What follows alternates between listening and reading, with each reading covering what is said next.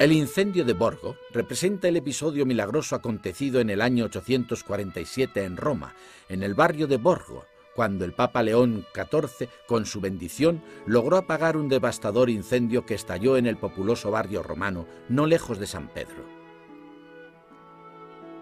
En primer plano se notan las escenas de desesperación del pueblo. Hombres y mujeres con gestos agitados y con expresiones de terror intentan domar el incendio y poner a salvo a sus familiares, mientras en el fondo aparece la figura del pontífice asomado a la loggia delante de la Basílica de San Pedro. Para hacer la representación más noble y dramática, Rafael decide trasladar el episodio medieval a la época clásica. De esta forma, la escena se enriquece de referencias clásicas, sea de carácter arquitectónico como literario, como lo demuestran el grupo en fuga en primer plano a la izquierda, en el que se reconocen el legendario fundador de Roma, Enea, que sostiene sobre sus hombros al viejo padre Archise, acompañado por el hijo Ascanio y por la mujer Creusa.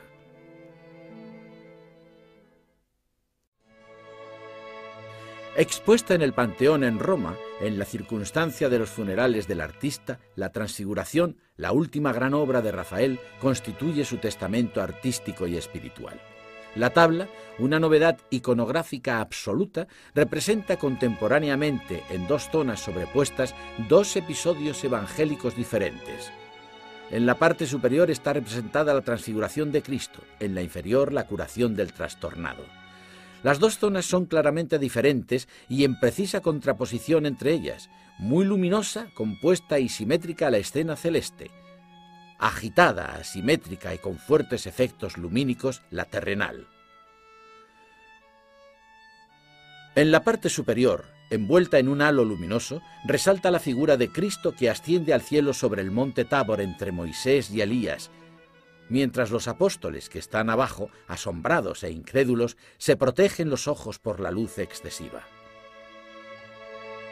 En el registro inferior, dominado por una gama cromática rebajada y con efectos claroscuros, se distinguen dos grupos.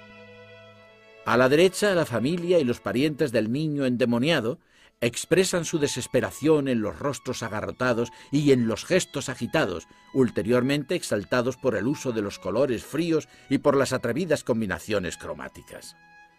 A la izquierda, el grupo de los apóstoles que, incapaces de curar al trastornado, miran al niño indicándole el Cristo ascendente, su única salvación.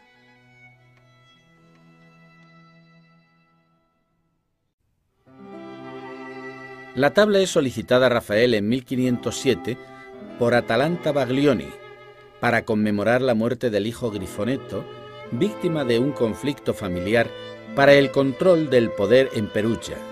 El individuo representa el clásico entusiasmo de Cristo. El gran artista de Urbino, ya desvinculado de los influjos de su maestro, el perugino, pone la mirada hacia las novedades expresadas por el genio miguelangelesco. No se puede dejar de notar cómo la posición del cuerpo de Cristo recuerda el de la Piedad Vaticana de Miguel Ángel. De nuevo al gran artista florentino debemos la introducción del grupo con el espasmo de María que, claramente, retoma la imagen de la Virgen del Tondo Doni, aunque adaptada y transfigurada por la gracia de Rafael. El amor por el mundo clásico hace pintar a Rafael el rostro de San Pedro, el tercer portador a la izquierda, con las facciones del Laocoonte, el protagonista del célebre grupo escultórico recuperado en Roma en 1506. La pintura gozó de inmediato de una enorme fama y el cardenal Escipione Borghese, nieto del Papa Paolo V, en 1608 la quiso para su colección privada. Consiguió obtenerla haciéndola sustraer por la noche de la iglesia de San Francisco en Perugia, donde se conservaba. Aún hoy la pintura se encuentra en la Galería Borghese de Roma.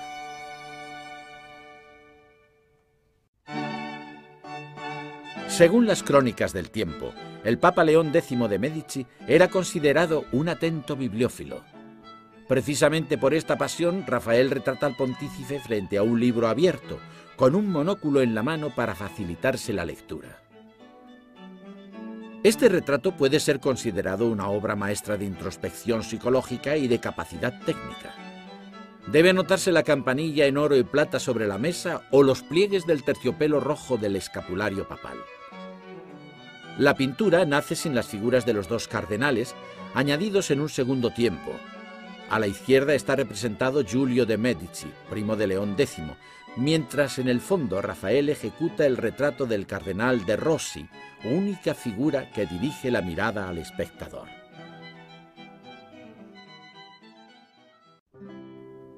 Pintado al fresco por Rafael en la estancia de Heliodoro, dedicada al tema de la intervención salvadora de Dios, el episodio de la liberación de San Pedro de la cárcel, sacado de los Actos de los Apóstoles, está dividido en 3 escenas distintas. En el centro del luneto, tras la rejilla de la celda oscura de la cárcel, un ángel envuelto en un halo de luz sobrenatural se acerca a San Pedro dormido para librarlo de las cadenas. A los lados del episodio principal están representados los 2 momentos sucesivos. A la derecha, San Pedro acompañado fuera de la prisión por el ángel envuelto en una almendra de luz, una vez más fuente luminosa de la escena. Y a la izquierda, los guardias que, tras despertarse, comprueban incrédulos la desaparición de Pedro, apenas alumbrados por la tenue luz lunar y por la llama de una antorcha. La Madonna del Cardelino es encargada a Rafael para las nupcias de Lorenzo Nassi en los años 1506-1507.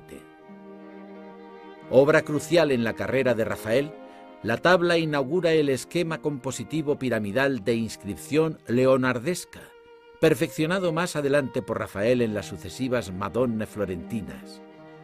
La rígida estructura geométrica es sabiamente atenuada por suaves efectos de luz, por la intensa expresividad de las figuras y de la suave gracia y hermosura de la Virgen. María está sentada en un paisaje singularmente vacío y áspero. Concentrada y con dulzura observa el juego despreocupado de Jesús, que acaricia un pequeño colorín en las manos de San Juanito. La despreocupación de la ocasión matrimonial no impide a Rafael introducir importantes referencias simbólicas, como el libro que la Virgen tiene en sus manos, símbolo de la sabiduría, o el mismo colorín, imagen del alma salvada por la palabra y el gesto redentor de Cristo.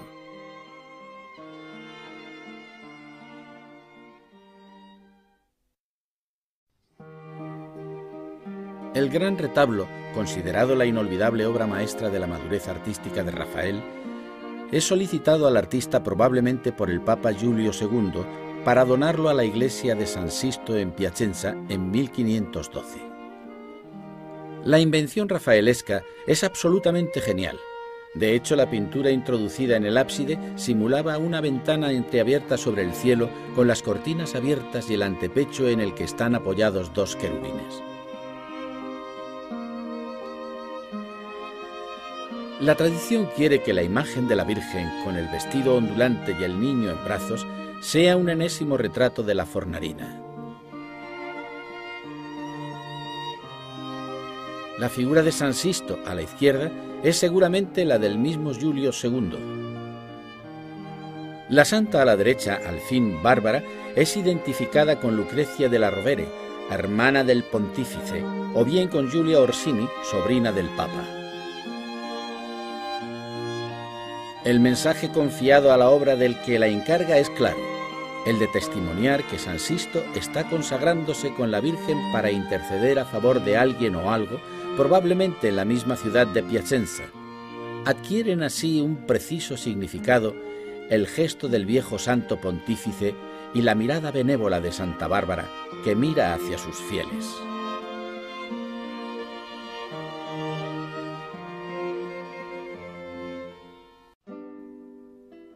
Insertada en el complejo programa iconográfico inspirado en el neoplatonismo de la estancia de la Senatura, la Escuela de Atenas representa la búsqueda de lo verdadero. En el centro de la composición, los 2 mayores filósofos de la antigüedad, Platón, retratado con las facciones de Leonardo da Vinci, y Aristóteles, indican el camino para alcanzar racionalmente lo verdadero según sus respectivas teorías filosóficas. Alrededor de ellos, Rafael representa a filósofos y científicos de la antigüedad, absortos en sus actividades especulativas. Heráclito, con las facciones de Miguel Ángel, más abajo Pitágoras, que anota sus reflexiones. En el grupo de la derecha, Bramante con la ropa de Euclides, inclinado para medir con el compás una figura geométrica. Zoroastro con las facciones de Pietro Bembo, con el globo celeste. Ptolomeo, de espaldas, con el terrestre y junto a los dos, en el límite del gran fresco, el autorretrato del mismo Rafael.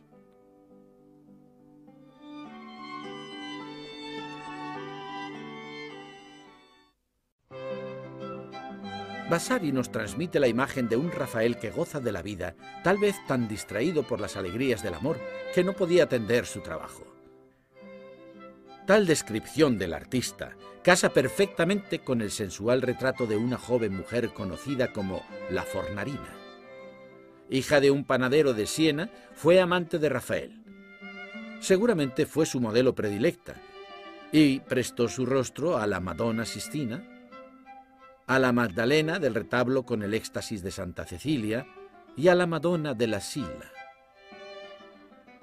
En el retrato reproducido aquí, vemos que Rafael pinta a su amada casi desnuda, cubierta solo por un velo falsamente púdico.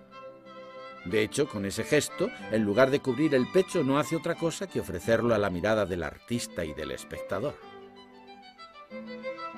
El maestro de Urbino firma el retrato de Margherita Luti, verdadero nombre de la Fornarina, sobre la pulsera que la mujer lleva al estilo oriental sobre el antebrazo izquierdo.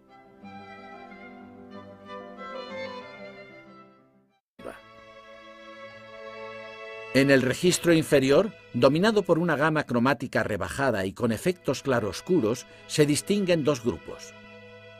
A la derecha, la familia y los parientes del niño endemoniado expresan su desesperación en los rostros agarrotados y en los gestos agitados, ulteriormente exaltados por el uso de los colores fríos y por las atrevidas combinaciones cromáticas. A la izquierda, el grupo de los apóstoles que, incapaces de curar al trastornado, miran al niño indicándole el Cristo ascendente, su única salvación.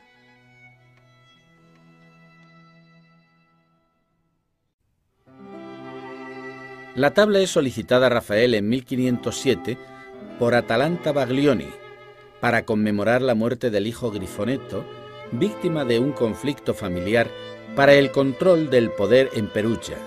El individuo representa el clásico entusiasmo de Cristo. El gran artista de Urbino, ya desvinculado de los influjos de su maestro, el perugino, pone la mirada hacia las novedades expresadas por el genio miguelangelesco. No se puede dejar de notar cómo la posición del cuerpo de Cristo recuerda el de la Piedad Vaticana de Miguel Ángel. De nuevo al gran artista florentino debemos la introducción del grupo con el espasmo de María que claramente retoma la imagen de la Virgen del Tondo Doni, aunque adaptada y transfigurada por la gracia de Rafael. El amor por el mundo clásico hace pintar a Rafael el rostro de San Pedro, el tercer portador a la izquierda, con las facciones del Laocoonte, el protagonista del célebre grupo escultórico recuperado en Roma en 1506. La pintura gozó de inmediato de una enorme fama y el cardenal Escipione Borghese, nieto del Papa Paolo V, en 1608 la quiso para su colección privada. Consiguió obtenerla haciéndola sustraer por la noche de la iglesia de San Francisco en Perugia, donde se conservaba. Aún hoy la pintura se encuentra en la Galería Borghese de Roma.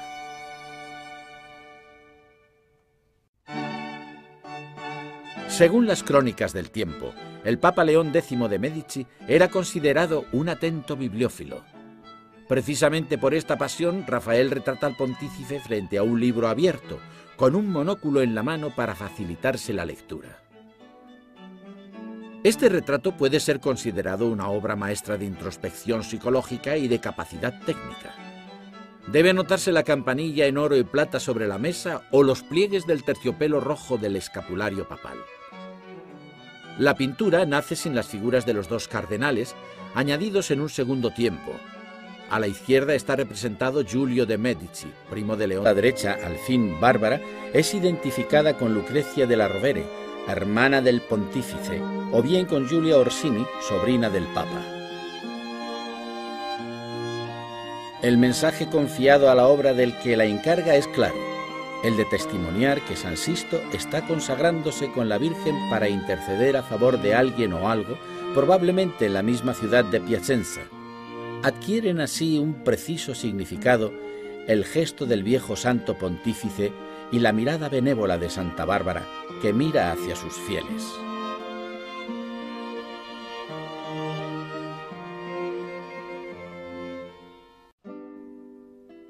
Insertada en el complejo programa iconográfico inspirado en el neoplatonismo de la Stanza de la Segnatura, la Escuela de Atenas representa la búsqueda de lo verdadero. En el centro de la composición, los dos mayores filósofos de la antigüedad, Platón, retratado con las facciones de Leonardo da Vinci, y Aristóteles, indican el camino para alcanzar racionalmente lo verdadero según sus respectivas teorías filosóficas. Alrededor de ellos, Rafael representa a filósofos y científicos de la antigüedad, absortos en sus actividades especulativas. Heráclito, con las facciones de Miguel Ángel, más abajo Pitágoras, que anota sus reflexiones. En el grupo de la derecha, Bramante con la ropa de Euclides, inclinado para medir con el compás una figura geométrica. Zoroastro con las facciones de Pietro Bembo, con el globo celeste. Ptolomeo, de espaldas, con el terrestre y junto a los dos, en el límite del gran fresco, el autorretrato del mismo Rafael.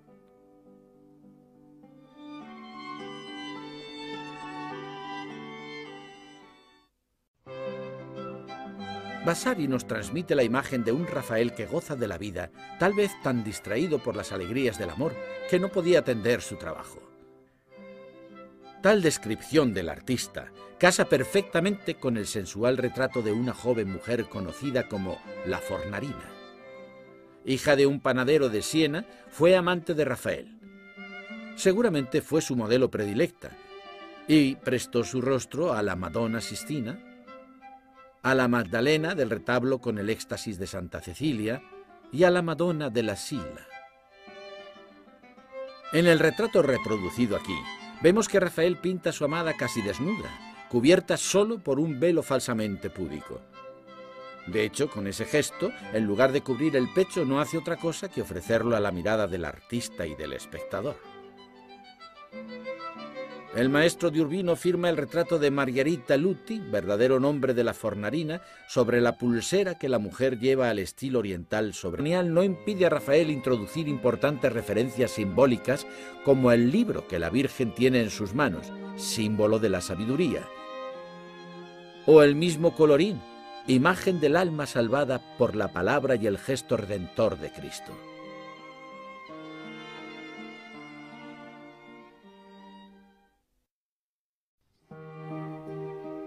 El gran retablo, considerado la inolvidable obra maestra de la madurez artística de Rafael, es solicitado al artista probablemente por el Papa Giulio II para donarlo a la iglesia de San Sisto en Piacenza en 1512. La invención rafaelesca es absolutamente genial.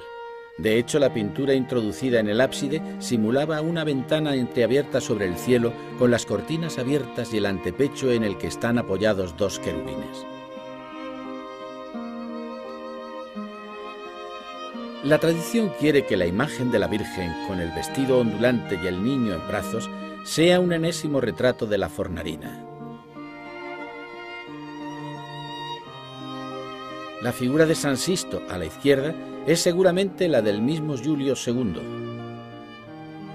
La santa a la derecha, al fin Bárbara, es identificada con Lucrecia de la Rovere, hermana del pontífice, o bien con Giulia Orsini, sobrina del Papa. El mensaje confiado a la obra del que la encarga es claro, el de testimoniar que San Sisto está consagrándose con la Virgen para interceder a favor de alguien o algo, probablemente en la misma ciudad de Piacenza. Adquieren así un preciso significado el gesto del viejo santo pontífice y la mirada benévola de Santa Bárbara, que mira hacia sus fieles.